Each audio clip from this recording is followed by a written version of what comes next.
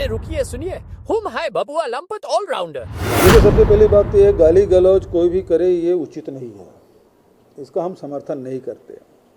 लेकिन जिस प्रकार से भारतीय जनता पार्टी ओट चोर गद्दी छोड़ और संविधान रक्षा की बात और राहुल गांधी की जो 1300 किलोमीटर की यात्रा है उससे बखलाई हुई है।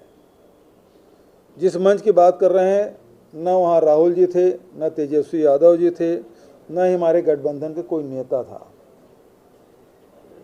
और ऐसे में किसी ने कहा, किसी ने अपशब्दों का प्रयोग किया, तो अब ट्विटर में ये खबरें आ रही है कि जो शख्स पकड़ा गया है वो भारतीय जनता पार्टी का है। मैं इसकी तायद नहीं कर रहा हूँ, लेकिन जो ट्विटर में जो खबरें आ रही है वो भारतीय जनता पार्टी के सदस्य है, और साथ ही वो व्यक्ति अभी कृषि मंत्री जो हैं शिवराज सिंह जी, उसके साथ खड़े दिखाई भी दे रहे हैं। तो ये बौखलाए हुए हैं। राहुल जी की यात्रा को देखकर भारतीय जनता पार्टी सदमे में थी, अभी तक एक शब्द नहीं बोल पा रहे थे। लेकिन अब वो दूसरे प्रकार से वो घुस रहे हैं, और ये वैसे भी षड्यंत्रकारी हैं, गोडसे के मानने वाले हैं, उनके प्रशंसक हैं, षड्यंत्र में इनका विश्वास है, तो संभवतः ये भी षड्यंत्र ना हो। लेकिन भारतीय जनता पार्टी यदि एक उंगली कांग्रेस की तरफ करती है तो 3 उंगली उनकी तरफ होती है।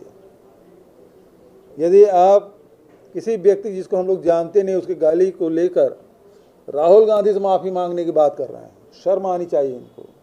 जो व्यक्ति उस मंच में था नहीं, वहाँ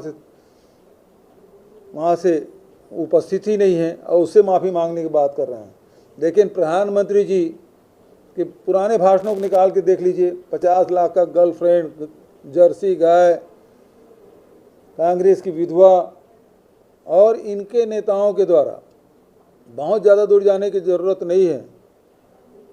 अभी जब ऑपरेशन सिंदूर चल रहा था और सेना की तरफ से नियुक्त सोफिया कुरैशी, कर्नल सोफिया कुरैशी ने जो जानकारी देश के सामने वो रख रही थी, बड़ी बहादुरी के साथ जो हमारे सेना जो कार्रवाई कर रहे थे उसकी जानकारी देश को करा रहे थे, उसके बारे में उसके पूर्व मंत्री, उसके वर्तमान मंत्री विजय शाह मध्य प्रदेश के, उन्होंने जो टिप्पणी की उसके बारे में उस समय तो भारतीय जनता पार्टी मौन थी, एक शब्द तक नहीं कहा।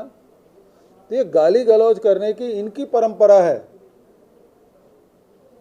और डीएनए की बात जब करते हैं तो ये खुद अमित शाह जी डीएनए की बात करते थे।